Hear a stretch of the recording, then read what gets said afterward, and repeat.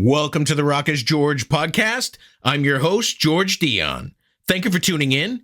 Be sure to hit like, follow, or subscribe on the platform that you're listening to us on. You can also check out my work at the loudest.com on the planet, knac.com, for exclusive hard rock and heavy metal interviews, live show coverage, album reviews, and more. My guest for episode 207 is drummer CARMINE APPICE of the influential blues rock act Cactus. Cactus has a new album out called Temple of the Blues, Influences and Friends. It's sort of a tribute to the classic Cactus albums of the early 70s. CARMINE brings in a bunch of his friends that were, you got it, influenced by Cactus throughout the years. The guest list includes Joe Bonnamassa, Billy Sheehan from Mr. Big, Randy Jackson of Zebra, Bumblefoot of Sons of Apollo, Doug Pinnick and Ty Tabor of King's X, Ted Nugent, Dee Snider, Tony Franklin, Steve Stevens of Billy Idol, and many others. Of course, CARMINE is a bit of a drumming legend in rock circles. Not only is he a member of Cactus, he's also a member of possibly the first psychedelic rock act, Vanilla Fudge. He's also been in Rod Stewart, BECK, BOGART, and APPICE. He's been a member of Blue Murder with John Sykes. Him and Pat Travers have done a bunch of albums together. He was in King Cobra in the 80s, which still continues to this day. And he touches a little bit upon that. And here's CARMINE APPICE to tell you more about it. Nice album up there in the corner. I know that one. Should I flip it around so everybody can see you guys in the nautical wear? My sailor outfit. Put his arm around me, then he fired me. So it brings up bad memories. No, that's good. I'm friends with him now. That's cool. Matter of fact, in my book, he wrote the introduction. Oh, yeah, that's right. He did, didn't he? And he puts in his, I fired CARMINE, and F knows why. I know why. Sometimes it's just the biz, right? Yeah, it's all right, though. You ready to get started? Let's go. All right. If I knew absolutely nothing about Cactus, how would you describe the band's music to me? Kick-ass rock, blues rock, high-energy blues rock. Now, for some that don't know, Cactus got their start back in 1970 after the breakup of Vanilla Fudge, but you weren't originally putting together Cactus. You were actually wanted to put together BECK, BOGART, and APPICE. No, not really. It was always going to be Cactus. Okay. It was supposed to be Jeff Beck, Rod Stewart, me, and Tim. It was a four-piece. And then Rod didn't want to work with Jeff for whatever reasons, and then Jeff was going to come over and with his manager and work out the deals with us. Because at the time, Jeff wasn't, you think of Jeff Beck now, it's different back then. He was as big as we were. He wasn't bigger than we were. And so his manager was coming. We are going to work out whatever deals we were working on. Then he got in a car wreck. And having the car wreck, that was the end of him coming over for 18 months. So Tim broke up Vanilla Fudge, who was bigger than Jeff Beck's group, and we said, well, what are we going to do now? We didn't want to go back and say, all right, Vanilla Fudge is back together. It wasn't work back then. It didn't work that way. So we said, well, let's do the next best thing. Let's call somebody else. So who else would we like as a guitar player? We like Jim McCarty, Rich Rider and Detroit Wheels, and Buddy Miles Express. And so we called him, brought him out to our rehearsal place. We jammed, we played. It was awesome. And then once we got him, then he suggested Rusty Day. Rusty Day played with Ted Nugent and Boy Dukes. We played with him, and it was awesome. So we said, okay, here's Cactus. So that's how Cactus became Cactus. And then later, when me and Tim joined Jeff Beck, it was BECK, BOGART, and APPICE. Good enough. And that's why I like talking to artists, is because the internet can be terrible in verifying information before the internet existed. Yes. Without a doubt. That's way before. So the last time we heard from Cactus was your 2021 studio album, Tightrope. This Yes. was a full band project, so Okay. to speak. Today, you have sort of an all-star tribute to Cactus. Yes. The album is called Temple of the Blues, Influences and Friends. It came out on June 7th through Cleopatra. How did the transition from a band studio album become an all-star tribute to Cactus? Well, the band, with that particular band, went through changes. The guitar player got sick, Paul Warren, so he couldn't play anymore. And we were having problems with the singer. So it was left with me and the bass player. So we went out and did some gigs, and we got a new singer. It was awesome. It was on the record. And we didn't have a guitar player, so we used Teddy Rondinelli, who's Bobby Rondinelli's brother, who's a friend of mine. He played with me with Vanilla Fudge for a while. And we did a tour, I don't know, 8, 9 shows. And it went well, but then he always had some problems, so we kind of laid off of him. So then at the point, Brian Pereira, who's a friend of mine who owns Cleopatra Records, called me and said, look, he loved Cactus. He's the one that released Tightrope, and they did the first Cactus gig, and they did a radio live concert of Cactus, and did a bunch of stuff. He said, I have an idea. I said, what's the idea? He goes, can you do an album of like all the people who were influenced by Cactus and get them to play on the record? I said, you mean like influences and friends? He said, yeah. I said, oh, Cactus, I like that. Cactus, influences and friends. That sounds good.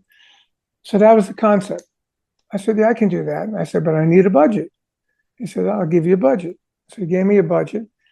And I said, okay, now, once we had that going, I said, well, how am I going to do this? So as you can see behind me, you can see the drums there.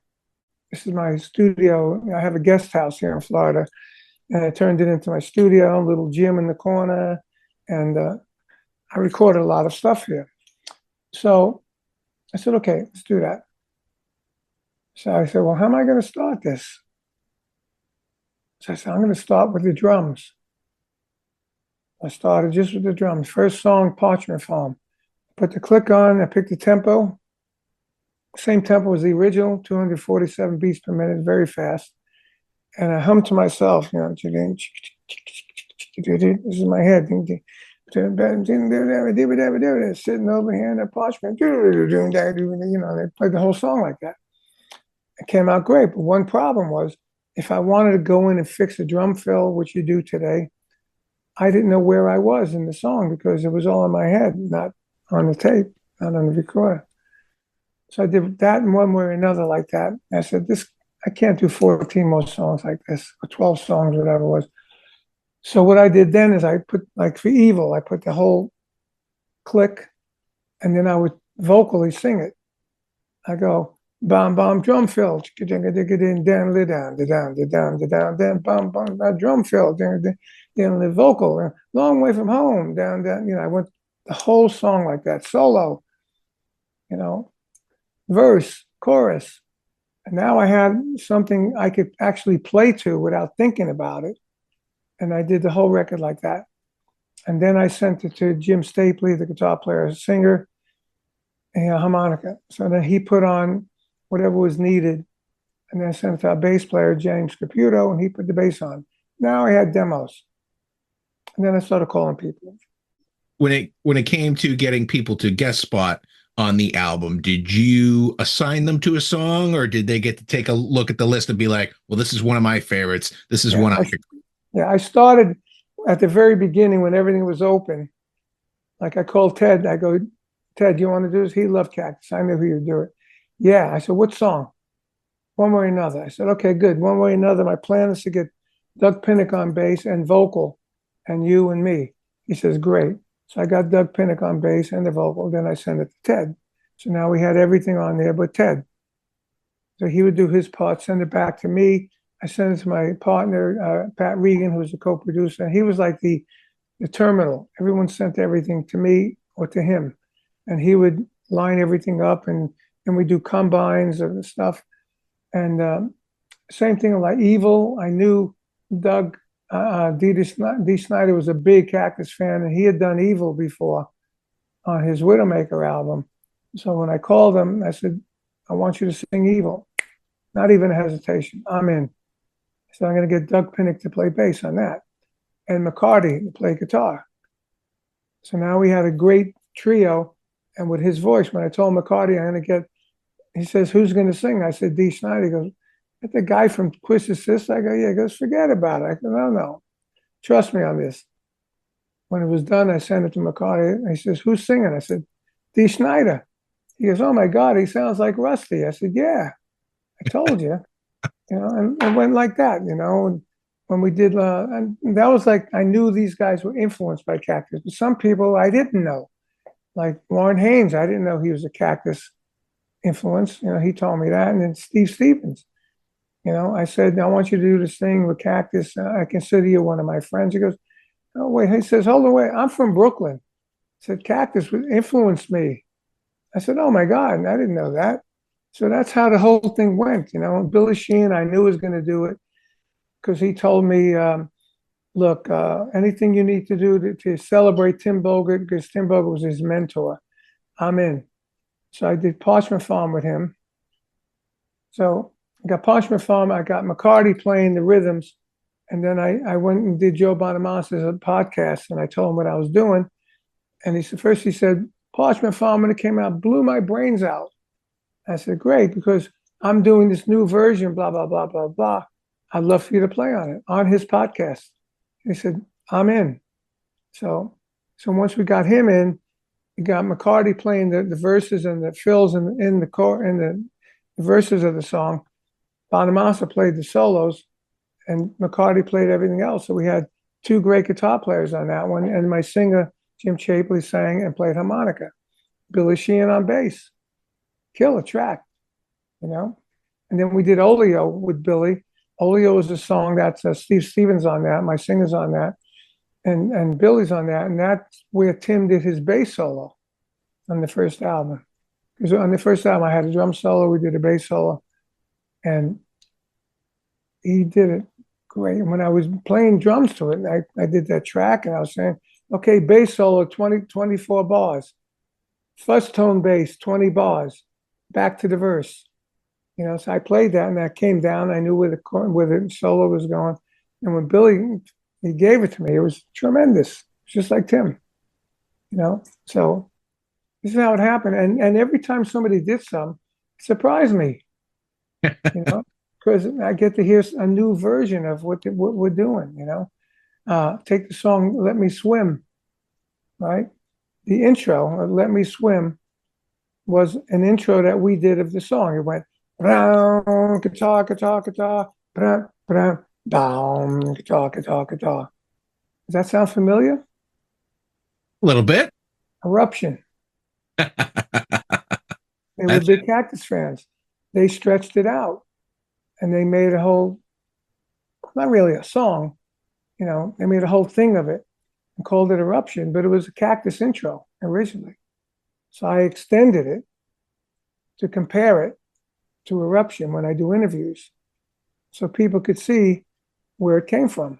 And then I needed a great guitar player to play that, because Eddie did, Eruption so amazing. So I got Doug Aldrich. I said, Doug, can you do this? He goes, no problem. So I gave it to him when he came with that intro, and he did all that stuff. Tremendous. And then we went to the song, and the song was great. Marco Mendoza, I didn't know he was a fan, because he did some at the beginning that only a Tim fan would do on the bass. He went doodle-doo. It's a little stupid thing like that. Doodle-doo. I went to the song. He did that. I said, I didn't know you were a Tim fan. I go, oh, are you kidding me, man? Tim was like, Tim influenced everybody kind of thing, And so that's what was going on in this whole thing. And if you notice, there's two versions of Guiltless Glider. First version, we did it with my regular singer. And then I ran into Ripper Owens at a Nico McBrain party. At a party for his, he has a rock and roll ribs down here in Florida. Every December, he has a big party, like 2,000 or 3,000 people there, and brings people up to play. It was me and Ripper that was like a year ago, not last year, the year before. So I met him. I said, he said, yeah, we should do something together. I go, hey, dude, I'm doing this Cactus record. I would love for you to sing on it. And he said, man, I'm in. And then I had to think about it. I go, because he's such a different, heavy kind of singer. What song would be good for him? And I figured, I said, Guiltless Collider, because it's heavy, it's weird, it's not like the other songs. So I said, I gave it to him. When he gave it back to me, it was so different than the original singer. I said, you know what? We got to put both versions on this so you can see the difference. So there's a lot of that going on. And then when it was all done, now I'm watching my friends Foghat and Robin Trower releasing their records as blues records, marketing them as blues records, getting on the Billboard charts at number one, going up, building up to number one, So I went up to Brian, who owned the company. I said, dude, we have to market this as a blues record because it's blues rock. Just like Foghat, just like Robin Trower, it's all blues rock. He said, great idea. We already have the picture on the front. I said, I want everybody, like a Sgt. Pepper, to be on the front of the album, everyone that played on it, right? So that came out good. So he said, let's call it Temple of Blues. I said, that's cool. Temple of Blues, Influences and Friends. Now we got a great title. Let's change the artwork on the front, put everybody in the temple. Throughout all the artwork, everybody's in the temple. He said, great. So now we had a whole new concept to the record. So that's what we did. So I've been doing these interviews since the end of May, and promoting it and blah, blah, blah. What they did, we did 2 great videos. Have you seen the videos? Yeah, I watched them last night, actually. Yeah, great videos. And the last one with Nugent in it, they told me it was a concept for it. I don't know what the concept was, but I like the fact that there were good-looking chicks in it, like the 80s, So the thing enters the Billboard blues charts at number 3. Number 3. I was just blown away because I thought maybe if we can make it a 25 and build up, entered at number 3, and it's still doing great on the Amazon blues chart, still in the top 15. And like I was just blown away. I haven't been on a Billboard chart since 1989. Because business changed so much. Yeah. But I was just blown away. We went out and did 5 Cactus shows. Unfortunately, the singer couldn't make it. My bass player couldn't make it. So I got Tony Franklin to do 3 shows. And then the last show, we had a new singer and my new guitar player and the old bass player. And the band was on fire, really on fire. And the audience loved the band. So from now on, we're not going to going out and doing tours because Cactus, these days don't warrant that. But we're going to do 15 gigs a year, maybe 20, because I got this other show, Rod. It's Tonight's the Night. It's a Rod show. See Rod in the background? I got this guy that's just like Rod.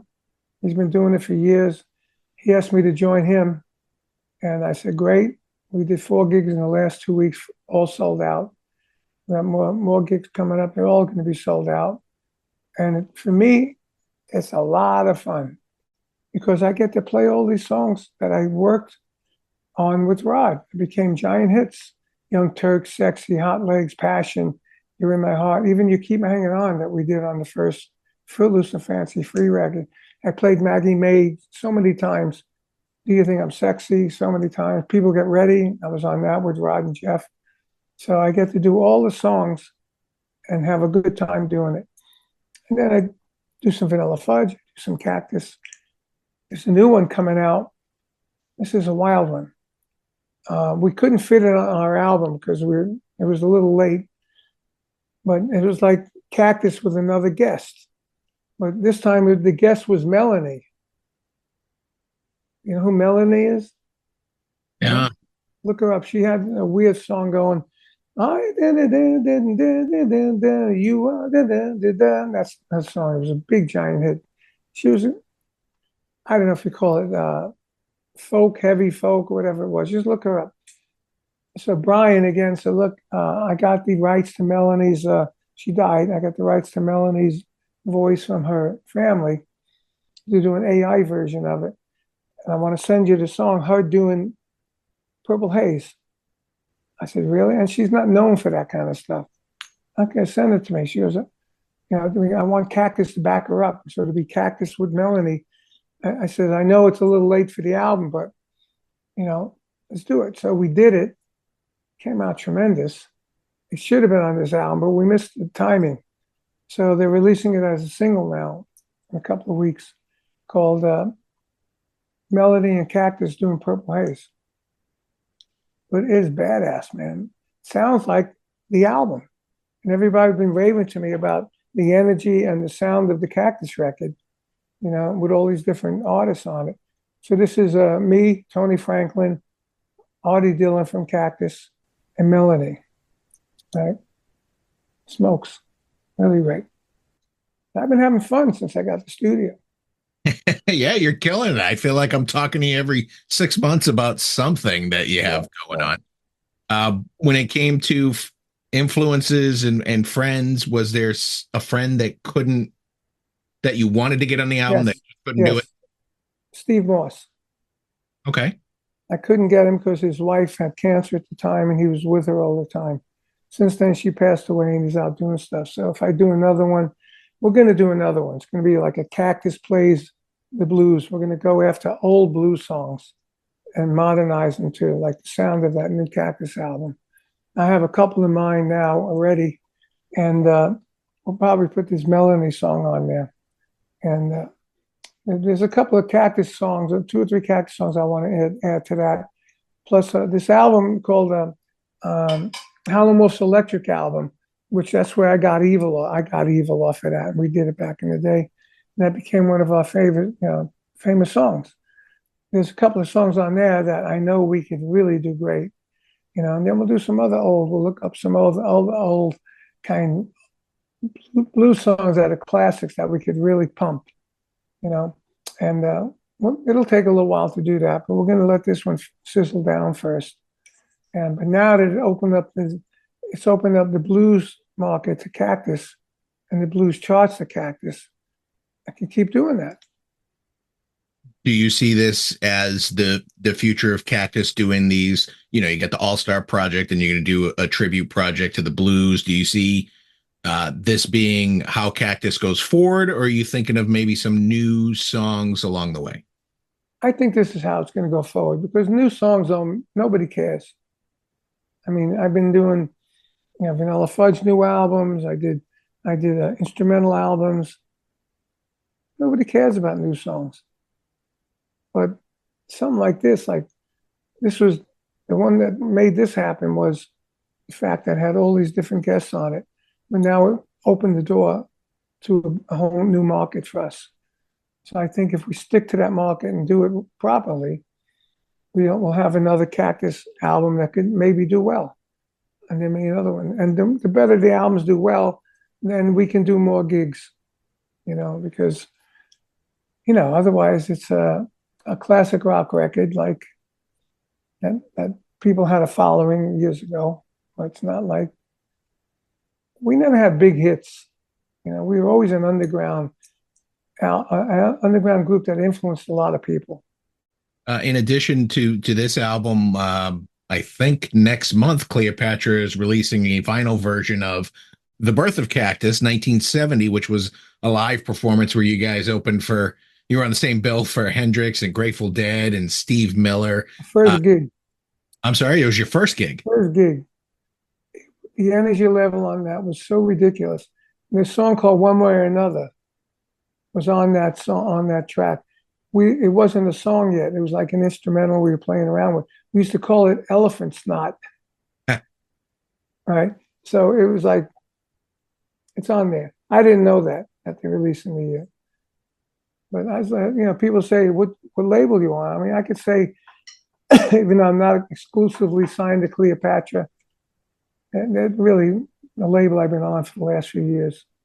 The only other label I've been dealing with was me personally was Deco Records for my Guitar Zeus 25th anniversary, which I'm selling on my CARMINEmerch.com.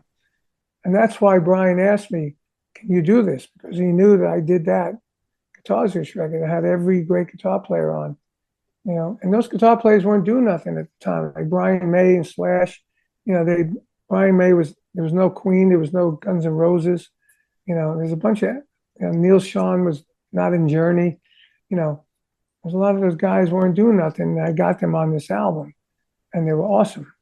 It's one of the, I'd say this Cactus record and that record was one of the best records I've done on my own, through my whole career. Do you think if you did another Guitar Zeus that it'd be tough to find newer guitar players that could hang with the, I guess, level of guitar players you had on the previous Guitar Zeus? Well, the problem is I don't know the newer guitar players, because all these bands that are new, they all sound the same.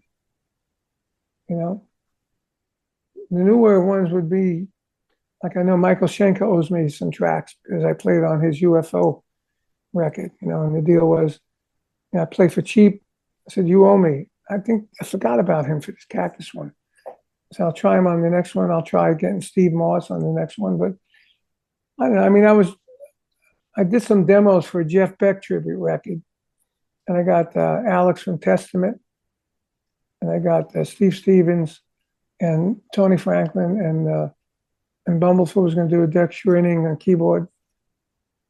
I forgot. I keep forgetting about that one. I really like to do it. I really like to do it because, Jeff was my favorite guitar player, was my friend for a long time. And that tribute they did in England for him, that video tribute, that was awful. Everybody says it was awful. It was awful. I mean, Rod doing People Get Ready, I mean, it's in the wrong key, and it just wasn't good. I'd like to do a record that sounds like this record, that kicks ass.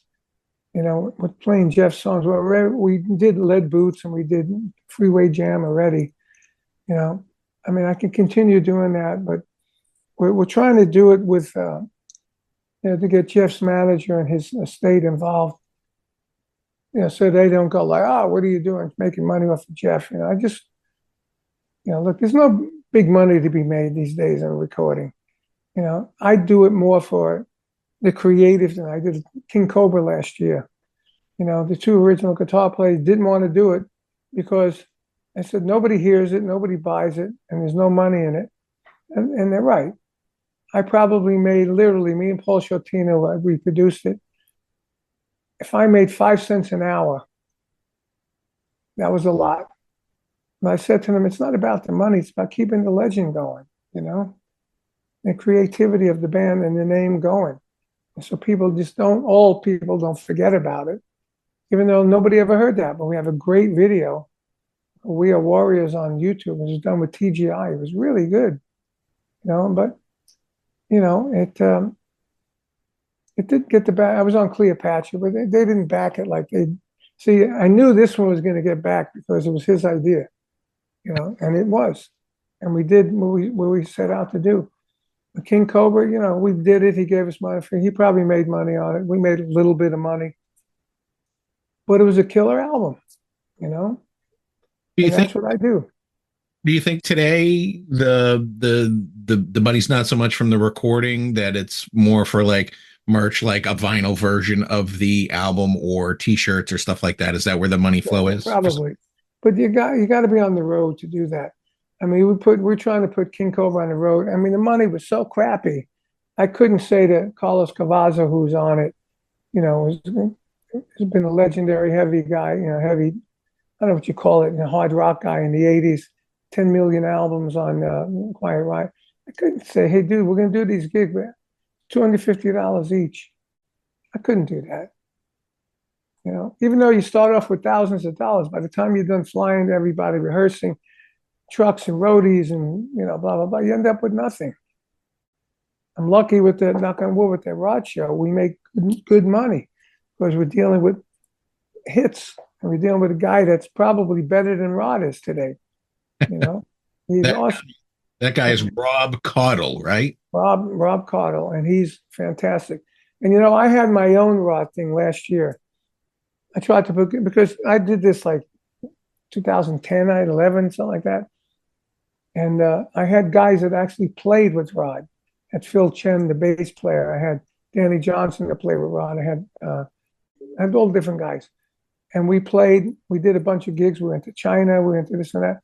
And it went great. But then the problem was there was nobody to book it. No agents were booking that stuff then. So, and then to have a rehearsal, everyone lived all over the country. It cost $5,000 to get together and rehearse. I said, it's too much. So I moved on. So after seeing Rod a couple of years ago, playing 12 songs, and 8 of them were the songs I was involved in, the audience going crazy. I said, I never get to play these songs. I'm going to put together another Rod show. I called it the Rod Experience. I used the same guy from years ago and a different local band.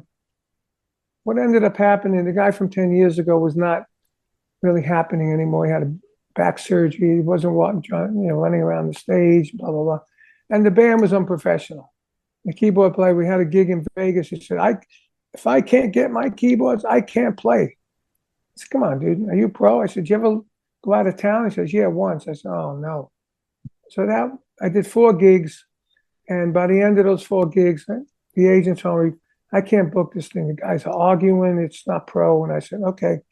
And in the meanwhile, this guy, Rob, I was talking to him about, he wanted to know if I had somebody to book him an agent in Europe. So I was talking to him and I said, hey, where are you playing? You playing in Florida? He goes, yes. I said, let me come up and see you. So I went up and saw him.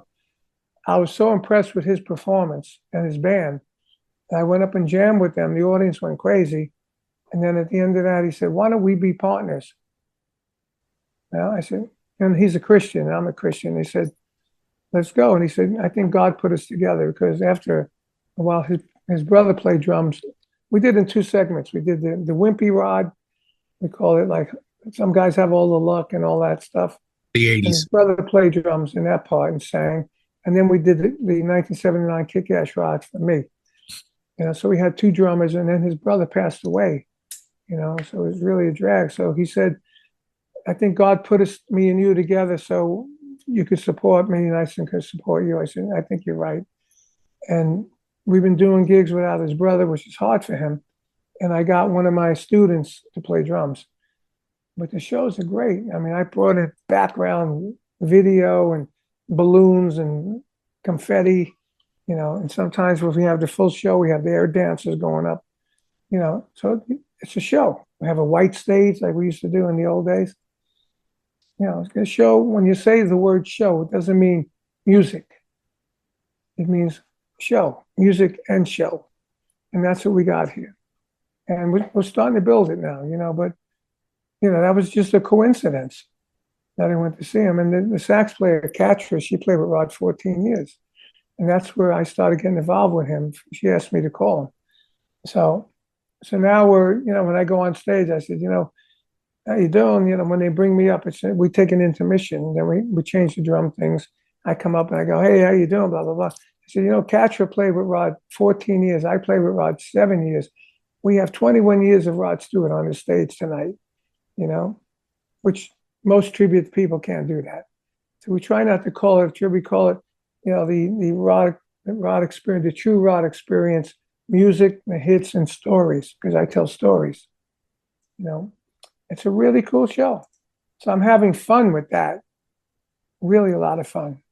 So when we're building that, so like my manager says, yeah, we got to keep Cactus going. I said, fine, let's keep Cactus going. We just got a hit record with Cactus, So are you splitting your time? Are you splitting your time in a live setting between the Rod Experience and Cactus, or are you still doing Vanilla Fudge dates too? Yeah, we got 5 Fudge dates in November. We did 4 in May. So if something comes up and I'm available, I'll do it. Same with Cactus. We had some gigs in August with Cactus. We just moved to October. There's some personal reasons, and one of the gigs is in September. We got a gig or 2 with Foghat again with Cactus. So we're just going to do whatever comes up and try and do whatever comes up. Because, me personally, I want to play until I can't play no more. Like Buddy Rich. There you go. How about like Lemmy? Lemmy always wanted to die on stage. Is that like a dream of yours? No, I didn't want to die. Well, okay, fair enough. I mean, if it's going to be on stage, that'd be great. Yeah. I mean, my heart rate gets up to 130 when I do my solo. So, and then maybe it'll be too much one day. Going back to Jeff Beck, I know that you said that the tribute to him over in England wasn't that good, but No. I feel like on recording you released a nice little tribute to him with your live recording release, Live 73, 74. Oh my God. Tell me a little bit about the Amazing. shows. Well, the 73 show in Japan has always been the Live in Japan bootleg. It only was released in Japan. And since then, they remastered it and stuff. But there's the Live at the London Rainbow was basically the second album that we never did. We tried to do, we never get it what we wanted in the studio. So we decided to do it live. So we did a whole tour of England in January, and that was the very last gig. We did 2 gigs in one night. We did 6,000 people in London. And for me, I was like the front man of the band from the drums, and since Tim died and then Jeff died, the day that we sent in, my manager, Bruce, did the credits, and the booklet, everything that came in the booklet, all the writing in the booklet with the pictures and there. The pictures came out of my scrapbooks that my mother used to make, and I sent him that, and he wrote the 10,000 word booklet, and we sent that to Jeff and his manager on a Sunday, and we never heard back from him. And I figured we'll hear from him on Monday. We didn't hear from him on Tuesday, and then on Wednesday we heard he died. So we were like, whoa, we were right in the middle of finishing that project. I mean, I mixed it with Jeff's engineer, and Jeff, when we finished and Jeff would listen, he'd put his points in it. So really, the 3 of us mixed it. And last time I talked to him, he said the record is amazing and the playing is great, very humorous playing. What do you mean humorous? He goes, well, I'll do something silly, and Tim would answer me, and you would do something silly, and it was like humorous playing. And when you listen to that, you understand what he's saying. But so when he passed away and Tim was gone, I was left to finish the mastering and listening to it and make sure it sounded good. And I remember listening in my living room, listening to the acetate of the pressing of the vinyl. I had to listen to the whole thing, both shows. And I said to myself, the energy level on this record is just off the charts. Anyone that listens to this record will never, ever hear Jeff Beck on any record play like this again, period. And me and Tim were right up his ass.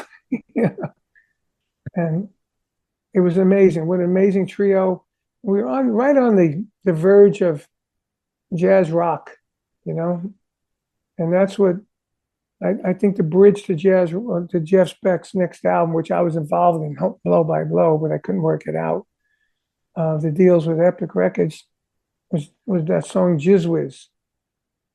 Jizz Whiz instrumental had started off in 6/8, 11/8, 13/8, and went to 6/8. And then that was my influence on Jeff and the band, because I was into Mahavishnu and all that stuff. And we used to drive, me and Jeff, in the car to gigs in Europe. And me and Jeff, I would play Billy Cobham album. I would play all instrumental. I would play Mahavishnu Orchestra and turn him on to that stuff. And we both loved that stuff. So after the band broke up, I went to England for 3 months and we worked on Blow by Blow.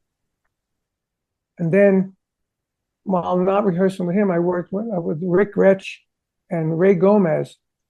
And I brought Ray back to America, and I put a band together with him, Jeff Berlin, and this guy, keyboard player from Blood Rock. And I just put on my Facebook one of the songs that we did and we never released. And the engineer from that song was a second engineer that we gave a job to do this and mix it, Jimmy Iovine. Right? Unbelievable. So that's on my Facebook if you want to hear that. It's a tremendous song. But I was into this instrumental stuff, and we couldn't work out a deal. I worked with George Martin. I played, I'm on like 5 or 6 songs. I had to get off. And then that ballad, when we Cause As Lovers or whatever, was the big song. And I was really upset when the album came out and did 2 million. And I wasn't on it. But then I realized if I was on that record, I'd be touring with Jeff, and I would have missed the opportunity to be with Rod. As far as I'm concerned, being with Rod was the biggest push in my career, you know. But that box set is killing it. It's absolutely fantastic. And you know what? The new Cactus album is absolutely fantastic. And those are all the questions I have for you today, Carmine. The name of the new Cactus album is Temple of the Blues, Influences and Friends, out now through Cleopatra. I look forward to what you got for me next, and you're always a great conversation. Thank you. Once again, I want to thank Carmine Appice of Cactus for coming on the Rock is George podcast. Be sure to check out their latest album, Temple of the Blues, Influences and Friends, out now through Cleopatra Records. Head over to your favorite music streaming app, take a listen to the album. If you like what you hear, buy a physical copy, support the artist. For all things Carmine Appice, head over to his official website, carmineappice.net. I also want to thank John Lappin of Lappin Enterprises and Cleopatra Records for making this interview possible. You've been great. I've been George Dionne. Discover your next favorite artist on the Rock